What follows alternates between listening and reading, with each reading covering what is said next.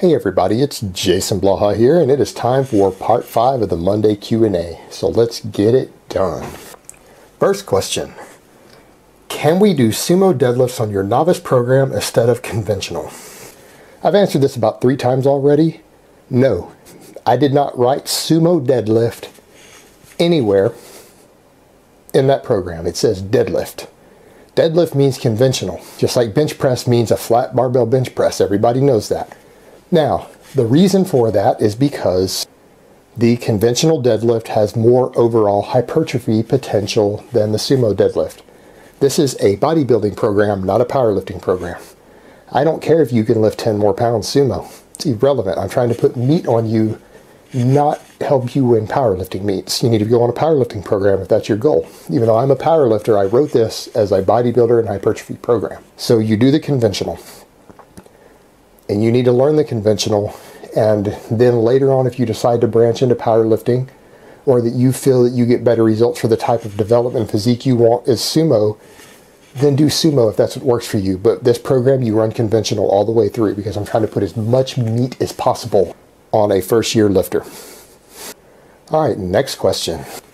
Is it acceptable for someone to do high-volume, full-body workouts with 12 to 15 movements per session to allow for specialization, or would this lead to wheel spinning and halted progress? Really depends on how developed you are. I think doing 12 to 15 exercises in one day on a full body program, if you're in your first year or two of lifting, I think it's ridiculous. It's pointless. You don't need that much volume. However, if you're relatively advanced, you've been lifting weights hard for 3 years, you've exhausted all your noob gains, and you're sticking with full body, then by all means do so. This is how the old school guys train. This is how, when I did that video discussing full body programs and people who got results on them, that is how those guys train. They didn't do minimalist programs like Strong West 5x5. These guys did 10 to 15 different exercises every time they trained. They did stuff like squat, deadlift, rows, bench press, dips, overhead press, curls, tricep extensions, ab work, and then 3 or 4 other isolation movements every time they trained. And so it's perfectly acceptable, but the point is, it's not about specialization.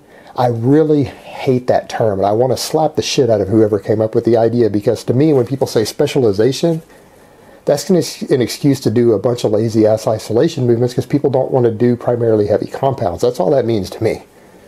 But that being said, you do get to a point in any person's development, particularly a bodybuilder or a physique artist, to where you do have to add more isolation movements in order to fully develop weak points in your physique, weak heads of muscle. Maybe your tricep long head's lagging, maybe your rear delts are lagging, maybe your upper pecs are lagging a little bit compared to the rest of your physique, and you're going to have to isolate every single one of those.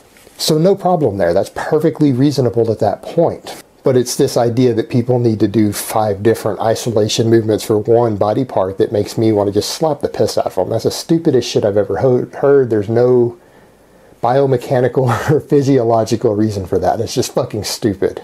But yeah, for someone who really and truly is a serious competitive bodybuilder, they can't do all compounds and expect to develop a perfect proportionate physique. They're going to have to isolate at least 3 or 4 different heads of muscle. Are going to need some additional focus from week to week for someone who's fairly advanced. Yeah, that's a given.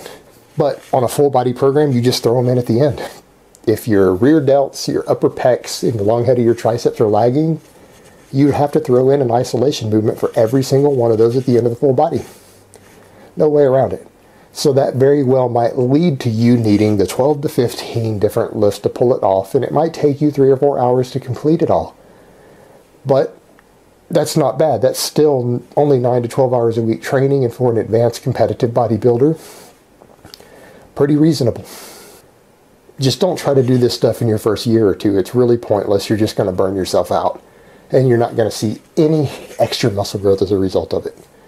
Alright guys, so that's really all I have to say on that today. I hope it has been informative, and I will talk to you next time. But let me give you guys a bicep shot first.